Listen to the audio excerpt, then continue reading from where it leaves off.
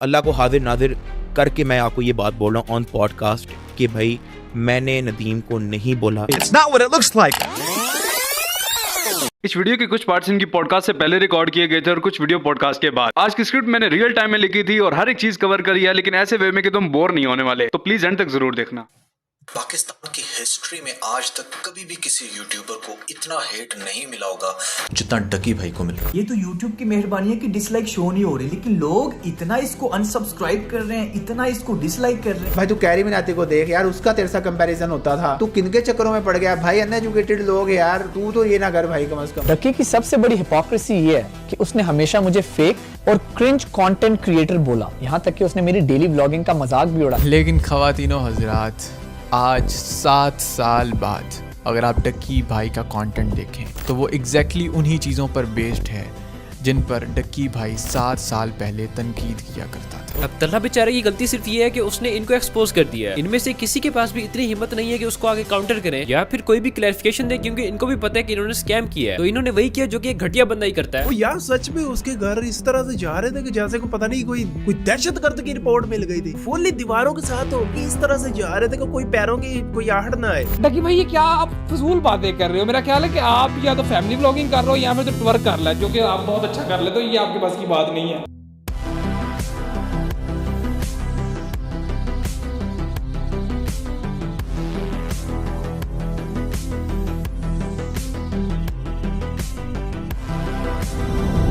Hello everyone, welcome to another boring video. I think it's safe to say कि YouTube Pakistan की पुरानी vibes आना start हो चुकी हैं। किसी का कमबैक हो गया तो किसी का डाउनफॉल स्टार्ट हो गया, सब्सक्राइबर्स के साथ साथ इज्जत के मामले में भी। लेकिन यहाँ इज्जत हर किसी को चाहिए भी नहीं, क्योंकि ये व्यूज का बाजार है जहाँ हुस्न बिकता है। कोई ये कहता है कि इन व्लॉगर्स पे बात करना ही छोड़ दो, वो खुद ही रेलिवेंट हो जाएंगे, लेकिन आयरोनिकली वो खुद उनपे नॉन स्टॉप बात करके चंद हजारों के लिए अपनी ही ऑडियंस को बेटिंग एप्स प्रमोट करते हैं। कोई ये कहता है कि इट्स जस्ट कंटेंट, तो किसी का ये कहना है कि let them do what they want to do. उससे तुम्हें क्या प्रॉब्लम है? इट्स लाइक अगर तुम्हारी गली में कोई कचरा फेंक रहे तो उससे तुम्हें क्या प्रॉब्लम है? बस अपनी आंखें बंद कर लो। इस बात में उतना ही सेंस है जितना एक गधे का बच्चा नॉर्मल होता है। मैं पागल हूँ। आई नो मैं इस टॉपिक पे काफी लेट हूँ, लेकिन मेरे चैनल के अबाउट में ऐसे ही तो नहीं लिखा, हमेशा देर कर देता हूँ मैं। So this all started with Rajab Bhatti, Ducky Bhai and Nadeem TikTokers course, जो वाकई ही में काबिल तारीफ था। Their course was very very professional. काफी कुछ वैल्यूएबल सीखने को मिला। मुझे पर्सनली सबसे अच्छी इनकी एडिटिंग और जो यूनिक बातें इन व्लॉगर्स ने बताई वो लगी। आपने अपने YouTube के चैनल का नाम सोच लेना है। ऐसे नहीं कि आपका नाम उमर है, मोहम्मद उमर, तो आपने उसका चैनल का नाम दिया नहीं, क्योंकि मोहम्मद उमर दुनिया में करोड़ों होंगे, सैकड़ों और होंगे। फॉर एग्जाम्पल आपका नाम है इफ्तिखार, आप अगर आप टेक चैनल चलाते हो इफ्तिखार टेक।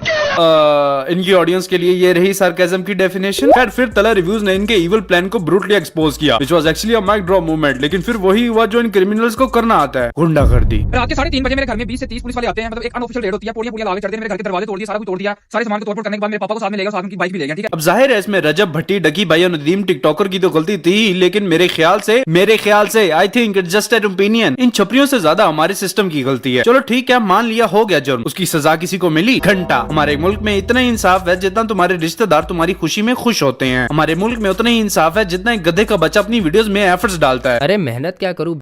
देखो, जब तक पाकिस्तान में फैमिली व्लॉगिंग मेन स्ट्रीम नहीं हुई थी, तब तक आई डोंट थिंक ऐसे केसेस को खास देखने को मिलते थे। These third class vloggers and TikTokers are nothing but the worst versions of Rachit Dalal and Elvish Yadav. जाहिल वो भी हैं, ये भी हैं, गुंडे वो भी हैं, ये भी हैं, जुआबाजी वो भी प्रमोट करते हैं और ये भी। और हाँ, इनमें से कोई भी क्रिटिसिज्म हैंडल नहीं कर सकता। वैसे क्रिटिसिज्म तो कुछ छोटे लोग भी हैंडल नहीं कर सकते, और छोटा मैं इनके सब्सक्राइबर्स को नहीं, सोच को बोल रहा हूँ। हाँ मैनिपुलेटर, तेरी ही बात हो रही है। अपने 5 साल की हेटर आर्मी से मुझे गाली दिलवा के खुद को सिग्मा समझ रहे हो क्या? अब इस स्टोरी में एक नया चैप्टर खुलता है, शाम इदरीस। अब आप सोच रहे होंगे व्हाई आफ्टर 7 years मैंने उस वक्त क्यों रिप्लाई नहीं दिया, क्योंकि उस वक्त no matter what I said आप लोग इतने ब्रेन वॉश हो चुके थे कि शाम इदरीस आपको एक बहुत बुरा इंसान लगता था। मुझे नहीं पता मेरी ये वीडियो कब आएगी, लेकिन अभी तक तो YouTube पाकिस्तान एब्सोल्यूट सिनेमा बना हुआ है। Everyone is enjoying but actually it's sad. एक ऑनलाइन कंट्रोवर्सी कैसी किसी का पर्सोना तबाह कर सकती है, उसकी मेंटल हेल्थ, उसकी फैमिली को अटैक। क्यों? क्योंकि तब वो व्लॉग्स बनाता था। मेरे लिए सबसे दुख और हॉट टाइम पता क्या था?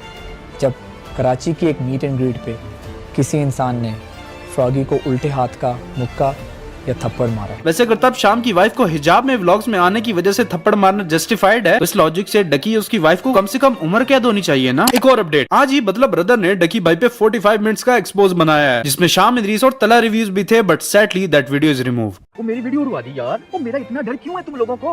वो मेरा सच क्यों नहीं तुम लोगों से बर्दाश्त होता? मैं ये वीडियो दोबारा डालूंगा, ठीक है? मजीद कुछ पॉइंट्स ऐड करके ये वीडियो दोबारा डालूंगा। प्लीज आपने वो वीडियो दोबारा पूरी की पूरी देखनी है। गुड डिसीजन बदला भाई। अगर मुझे कभी किसी ने स्ट्राइक दी तो मैं भी उस पे एटलीस्ट 10 वीडियोस बनाने की तो कसम खाता हूँ। वैसे कसम तो हमें इस बात की भी दी गई थी कि इलेक्शन साफ शफाफ होंगे। भाई तू पक्का जेल जाएगा कभी ऐसे जोक्स की वजह से? वो तो नहीं पता, लेकिन रजब अगर आप ये वीडियो देख रहे हो तो मुझे कमेंट्स में लीगल एडवाइस जरूर दे देना। नहीं, हरकतें तो आपकी इलीगल हैं, लेकिन जेल का एक्सपीरियंस तो होगा ना। The situation in YouTube Pakistan right now is so entertaining yet messed up. और सच बताऊं तो ऐसा आज नहीं तो कल होना ही था। इन फैमिली बिजनेसमैन को ऐसा लगने लग गया था कि ये लेजेंड्स ऑफ सोशल मीडिया बन गए हैं, तो किसी को तो इन्हें रियलिटी चेक देना ही था ना। अगर तुम में से इनका किसी ने कोर्स लिया है तो भाई या बहन तुम स्कैम होना डिजर्व करते हो। तुम लोग नोमी को मास्टर क्लास बनाने की वजह से हेट दे रहे थे। हेलो एवरीवन, कैसे हैं आप लोग? मेरा नाम नुमान है और मैं पिछले 5 साल से सोशल मीडिया स्पेशली यूट्यूब पे कंटेंट क्रिएटर। तुम्हें लेना है लो, नहीं लेना ना लो, वो तुम्हारी मर्जी है, लेकिन उसकी क्वालिटी देख के वो हेटर चुप नहीं हो गया। खैर टॉपिक पे वापस आते हैं, वरना उस वेले को और कंटेंट मिल जाएगा। जी कल बदला ब्रदर के साथ हो रहा था, आज तला रिव्यूज के साथ हो रहा है। एंड हू नोस, अगर तुम इन गुंडों को क्रिटिसाइज करो तो कल ये तुम्हारे पीछे पड़ जाएंगे। वेल अभी तो मुझे अपना भी नहीं पता, बट ओके लेट्स सी, अल्लाह खैर करेगा। यहाँ पे एक पैटर्न नोट करने वाला है कि जो बंदा जितनी घटिया वीडियोस बनाता है उसकी ईगो उतनी बड़ी होती है। मैंने आज तक अपना सबसे ज्यादा टाइम माइक ड्रॉप एपिसोड 4 में इन्वेस्ट किया है, और जब मैं वो बना रहा था आई वाज 80-90% श्योर कि ज़ल्मी मुझे पक्का स्ट्राइक देने वाला है, लेकिन उसने मेरी बातें समझने की कोशिश करी। पाकिस्तानी में विदाउट कश्मीर को मैंने ब्लर करने का बोला था, and he actually did it after my video. Huge respect भाई, लेकिन बाकी पॉइंट्स का क्या करना है। खैर एक पॉडकास्ट में डकी ने गिला देते हुए कहा था कि हम जब भी उसे इंडियन यूट्यूबर से कंपेयर करते हैं तो डकी भाई का नाम लेते हैं। यूट्यूबर्स की एक वीडियो चलती है जैसे ध्रुव राठी है, उसकी कैटेगरी एंटरटेनमेंट नहीं, उसकी कैटेगरी नॉलेजेबल वीडियोस वो बनाता है, वो डॉक्यूमेंट्रीज टाइप वो वीडियोस बनाता है। उसकी वीडियोस चलाएंगे the YouTubers, Indian Pakistani YouTubers. On the other hand Ducky Bhai चल रहा है, उस पे एस्ट्रोलॉजी चल रहा है, उस पे रजब भट्ट चल रहा है, उस पे मास अफदर चल रहा है। भाई साहब उनके पास भी सौरव जोशी है। आपने एक व्लॉगर को कंपेयर व्लॉगर से करो। अबे दयूस, उनके मेनस्ट्रीम यूट्यूबर्स में जस्ट एक डेली व्लॉगर है और उसकी भी कितनी लोग रिस्पेक्ट करते हैं सबको पता है। वो भी आजकल फुल एक्सपोज हो रहा है। Indian mainstream YouTubers are much better than Pakistani. हमारे कितने ही फेमस क्रिएटर्स अपनी वीडियोस में एफर्ट्स डालते हैं, 1-2। ठीक है, जिस तरह मेरा प्लेटफॉर्म है, I can post any video I want, it's his platform, he can post any video he wants. मैं तो इस तरह से चलता हूं। हम प्लेटफॉर्म तुम्हारा अपना है, जैसा दिल आए वैसा ओपिनियन दो। बाद में तुम्हें स्ट्राइक देनी है या तुम्हारे अब्बू को टॉर्चर करना है, वो मेरे दिल पे होगा। मैं आपको चैलेंज देता हूँ कि सिर्फ एक हफ्ता डेली व्लॉग डाल दो। 8वें दिन आप खुद ही हाथ जोड़ के माफी मांगोगे, कहो ये मैं नहीं कर रहा, मेरे से नहीं हो। यार डेली व्लॉगिंग करनी ही क्यों है जब मेरे पास और कंटेंट आइडियाज हैं। मैं भूख से मर जाऊंगा लेकिन कभी डेली व्लॉग नहीं करूंगा। Vlogging itself is not a bad thing. मैं खुद ध्रुव राठी, साइमन सेज के व्लॉग्स एंजॉय करता हूँ, क्योंकि एंटरटेनमेंट के साथ साथ काफी कुछ मुझे सीखने को भी मिलता है। और तुम्हारे व्लॉग से जो लोग चीजें सीख रहे हैं उस पे मैंने एंड पे एक सेगमेंट बनाया है। Vlogging is a trend, vlogging एक ट्रेंड है जो खत्म हो जाएगा। तकी बहुत चालाकी से ऐसा इल्यूजन बना रहा है कि व्लॉगिंग 2025 में एंड हो रही है। आई एम श्योर ऐसा ही होगा, लेकिन जब उसने गेमिंग छोड़नी थी तो वो ये बोलने लग गया कि गेमिंग इंडस्ट्री का एंड है। जब उसे रोस्टिंग नहीं हो रही थी तो वो ये कहने लग गया कि यूट्यूब ऐसी वीडियोस को ना प्रमोट करता है और ना monetise. I remember those days जब डकी का एक अलग ही ओरा हुआ करता था। जैसे ही कोई वीडियो आती थी ऑटोमेटिकली ट्रेंडिंग पे चली जाती थी। तो व्यूज की बात तो करो ही नहीं, क्योंकि तुम्हारे चैनल की मोस्ट व्यूड वीडियो अभी भी रोस्टिंग ही है। और रही बात मोनेटाइजेशन की, तो जब लॉजिकल जोक्स करोगे तो गाली की जरूरत ही नहीं पड़ेगी। लेकिन हाँ, कंप्लीटली अंडरस्टैंड, कुछ लोगों का चैनल सामने आए तो बिना सोचे ही गाली निकल जाती है। जब भी डकी किसी भी कंटेंट को सही से मिल कर लेता है तो वो ये कहने लगता है कि ये डेड हो गई है, जिसे होता यह है कि और भी लोग इन्फ्लुएंस होकर सेम चीज बोलने लग जाते हैं। फिर एक मोनोपोली क्रिएट हो जाती है और इवेंचुअली वो डेड हो भी जाता है। ही नोज अब वो व्लॉगिंग में कुछ खास लॉन्ग टर्म के लिए कर नहीं सकता, तो वो पिछले 1 साल से सेम चीज बार बार रिपीट कर रहा है ताकि लोग उसके डाउनफॉल पे ना बात करके व्लॉगिंग के डाउनफॉल पे बात करें। But I am thanking God for making us witness this guys downfall. Famous term है, there is no such thing as bad marketing, every marketing is marketing. लेकिन मुझे नहीं लगता इस पर ये चीज अप्लाई हो सकती है, बिकॉज क्लियरली जो इसका थोड़ा बहुत नाम बचा था वो भी डूब चुका है। इसका मोस्टली क्रेडिट तला रिव्यूज, शाम इदरीस और बदला ब्रदर को जाता है, लेकिन साथ उन लोगों में से एक है जिन्होंने अपना करियर खुद ही बर्बाद कर दिया। रही बात रजब भट्टी की, तो उसे ये भी नहीं पता कि डिस्कॉर्ड क्या होता है। आपको यहाँ पे ज्वाइन आवर डिस्कॉर्ड करके नजर आएगा। ठीक है, ये क्या भाई? ये सिखाएंगे तुम्हें सोशल मीडिया। इनके कोर्स लेने वालों को आज भी लगता है कि हम एक आजाद मुल्क में रहते हैं। दोस्तों मैं तो मजाक कर रहा था यार। We are 100% independent. Their course is definitely worth it. Nomi scammer है, मुनीब नॉर्मल है, मैं बाइस्ड हूं और अर्थ फ्लैट है। ये सब फैक्ट्स हैं जिनके सोर्सेज तुम्हें डिस्क्रिप्शन से मिल जाएंगे।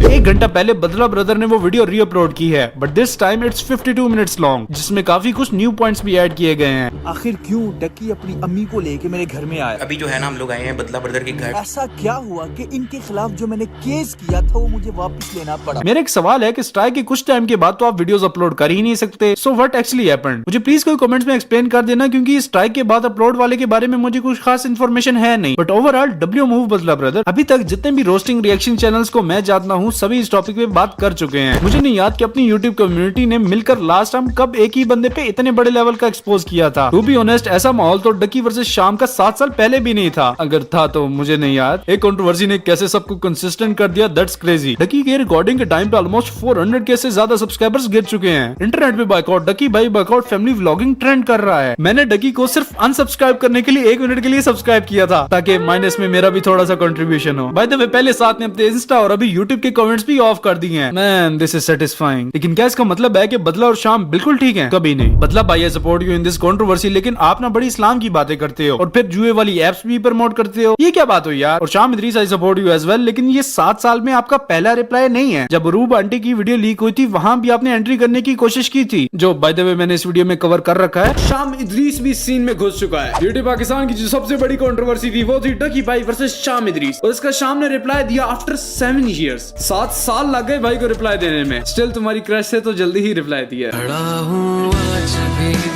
तो टेक्निकली ये 7 इयर्स में फर्स्ट रिप्लाई तो ना हुआ आपका, लेकिन इसकी वजह से इन क्रिमिनल्स के एक्शंस कभी भी नहीं जस्टिफाइड। अभी तला रिव्यूज ने इन पे एक और बम छोड़ा है। डकी भाई शॉपिफाई कोर्स रिव्यू, डकी भाई एक्सपोज। मुझे ना कसम से डॉग पैक 404 वाली वाइब्स आ रही हैं, लेकिन फर्क यह है कि मिस्टर बीस्ट की कुछ बातें वाकई में ठीक थी, और वो जैसा भी है एंटरटेनिंग तो है। वैसे तला रिव्यूज की सारी वीडियोस एक साइड पे और ये ओपनिंग जोक एक साइड पे। आज हम करेंगे रिव्यू पाकिस्तान के मोस्ट पॉपुलर कोर्स का, जो कि बिका ही नहीं। Well, there is another news. Muneeb के साथ मेरा इख्तिलाफ अपनी जगह पे, लेकिन ही आल्सो एक्सपोज डगी भाई की कैसे उसका रवैया नार्सिसिस्ट था। अगर जो भी ये बातें कर रहा है वो सब सच है, तो this is so depressing and disrespectful at the same time. और तुम्हें पता है इसके बाद के एडिटर को डकी ने लिटरली मरवाने की कोशिश की थी। This guy was requesting me to kill someone.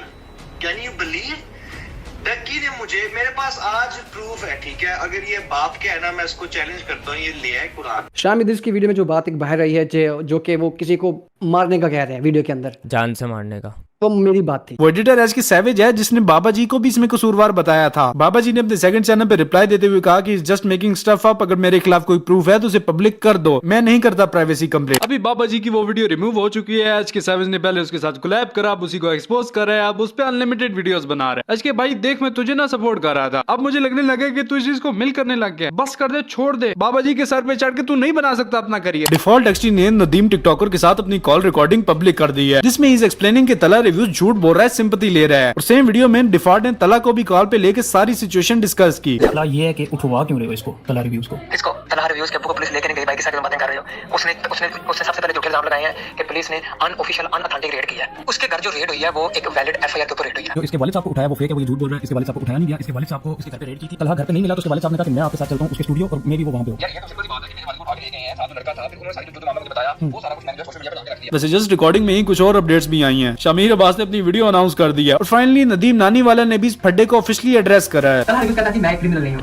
Talha reviews एक सर्विस स्टॉकिंग का काम करता है, जो दूसरे लोगों से मिलकर उनका ट्रस्ट गेन करता है, उनकी पर्सनल कन्वर्सेशन को रिकॉर्ड करके अपने फायदे के लिए सोशल मीडिया पे लोगों को मैनिपुलेशन करता है। तो इसने इल्जाम लगाया कि हम लोगों के साथ स्कैम करने जा रहे हैं। मैंने सोचा मैं इसके मुंह नहीं लगूंगा, मैंने इसके खिलाफ कानूनी कार्रवाई की। अब मेरी स्क्रीन के ऊपर आप देख सकते हो कि जो मैंने कानूनी कार्रवाई की और एक एफआईआर लॉन्च की, वो आप पढ़ भी सकते हैं 21 तारीख की थाना डिफेंसी में। इसके बाद इसने एक वीडियो लगाई, उसने कहा जी कि मेरे घर अनऑफिशियल रेड हुई है। तो आपने एफआईआर देखी है, मैं इसको एडवाइस करूंगा सबसे पहले अपना वकील चेंज करें, जो कि इसको इसकी एफआईआर नहीं दिखा सकता। यहाँ पे यार का ये कहना है कि एफआईआर के अंदर एफआईआर दर्ज होने का टाइम 22 तारीख सुबह 8 बजे का है, लेकिन जब तलहा रिव्यू के घर रेड की जाती है वो सीसीटीवी फुटेज में टाइम नजर आ रहा है पूरे 6 घंटे पहले 22 तारीख रात को 2 बजे की जाती है। और ये सारे मामले का सीक्वेंस बनकर सामने आ रहा है वो ये है कि तलहा रिव्यू के खिलाफ एफआईआर की एप्लीकेशन 21 तारीख 9 PM को दी जाती है, फिर 22 तारीख 2 AM को तलहा रिव्यू के घर रेड की जाती है, जिसकी सीसीटीवी फुटेज तलहा रिव्यू ने अपनी वीडियो के अंदर लगाई है, और उसके बाद 22 तारीख 8 AM को तलहा रिव्यू के खिलाफ मुकम्मल तौर पे एफआईआर दर्ज कर ली जाती है। इतने तक शामिर की वो वीडियो भी आ चुका है, अगर तुम लोग चाहो तो देख सकते हो, लिंक मैं डिस्क्रिप्शन में दे दूंगा। डकी के एक और विक्टिम ने भी इसको ब्रूटली एक्सपोज करा है। ये बताया है कि कैसे डकी उसको कॉपी करता था और उसी को लोग गालियां देते थे। तो कहानी स्टार्ट होती है 8 साल पहले। मैंने फेसबुक और यूट्यूब पे वीडियो डालना शुरू किया था। I was the first person जिसने पाकिस्तान में रोस्टिंग स्टार्ट की थी। इवन शाम इदरीस पे भी पहला रोस्ट मेरा था। खैर एक बात तो कंफर्म थी कि उस टाइम पे डक्की मेरी वीडियो देखता था, और मेरी उससे बात भी थी। मेरी एक वीडियो थी पाकिस्तानी शादियों पर, समथिंग लाइक दैट, जो कि मेरा आइडिया पकड़ के उसके ऊपर इसने रोस्ट बनाया। उसमें मेरे जोक्स भी मेरे से सिमिलर इसने डाले हुए थे। That was the first video जिसकी वजह से इसको ट्रैक्शन मिलना शुरू हुई। फिर उसके बाद शाम इदरीस वगैरह जो भी। So this is a screenshot, ये मैंने 2017 23 अक्टूबर को की थी। Really disappointed to see Ducky Bhai copying my whole concept of Pakistani shaadi video. Come on man, at least give me some credit. Hope anyone notices this in his new video. तो यहां पे आता है हमारे डक्की भाई का हमको message. Dude just just saw the status where you said about Pakistani शादी thing. I accept that I took that topic from your page. Yep, I should have given you the credit. I'll post your channel link in the description of the video and on my next video as well. कितना है मेरा credit यार? और उस time पे मैंने बोला भी कि मैं disappointed था. How disappointed I was. I was thinking to quit this stuff. एक 16 साल के बच्चे को ये दिख रहा है कि यार उसका आइडिया कोई और बना के उसका जोक जैसे होता नहीं बचपन में स्कूल में आपका जोक कोई और ऊंचा बोल देता है और सारे तालियां मारते हैं सारे खुश होते हैं और वो क्रेडिट ले लेते हैं. उसी तरह यहाँ पे ये होता है. ठीक है, जिसका एक्चुअल जोक होता है वो डिसअपॉइंट होता है. तो I was disappointed and I actually quit YouTube because of that. That was the only reason. मैंने और मिस्टर अजीब ने मिलकर मतलब एक यैन मचाया. What the fuck are you doing? कि तू कॉपी कर रहा है, तू दूसरों के कंटेंट से अपना फायदा उठा रहा है और उनको क्रेडिट भी नहीं दे रहा. वो YouTube की कुन्नी में बड़े में ठीक है और ये सबके सामने एडवर्टाइज कर रहा है भाई I am the original creator of this jokes and I am the original creator behind the videos. Like how crazy this is. हमने जब ये आवाज उठाई एक टाइम ये भी था कि इसने हमें धमकियां दी. Listen to this video delete कर दो वरना मैंने कंप्लेन कर दी है पुलिस में. वो तुम्हारे घर वालों को उठा के ले गए. आई होप अब तो पाकिस्तानी अवाम की कुछ आंखें खोले और वो इन व्लॉगर्स को देखना ही बंद कर दें. भाई मुझे भी ना ये व्लॉगर्स नहीं पसंद, लेकिन अभी के लिए ये जो कंट्रोवर्सी हो रही है इसे साइड पे भी कर दे. तो तुम्हें नहीं लगता इससे पहले भी इन्हें अननेसेसरी एड मिलता रहता था? Genius question. There is science behind the idea that what we see and consume specially online content can influence who we become. ये डायरेक्टली रिलेटेड है हमारे ब्रेन से. स्लोली हम वो बिहेवियर अडॉप्ट भी कर लेते हैं इंटेंशनली या अनइंटेंशनली. सोशल साइकोलॉजी के कॉन्टेक्स्ट में अगर देखा जाए तो जो भी हम कंटेंट कंज्यूम करते हैं उनके रिजल्ट वाकई में सीरियस हैं. It shapes how we think, act and feel often based on what we observe in others. तो जरा सोचो कि कैसे ये फेक इन्फ्लुएंसर्स हमारी और हमारी अगली जनरेशन को बर्बाद कर रहे हैं सिर्फ अपने फायदे के लिए. जी अस्सलाम वालेकुम, welcome back to a brand new vlog. हुआ क्या है अचानक? ये तुम पागल हो. तकी भाई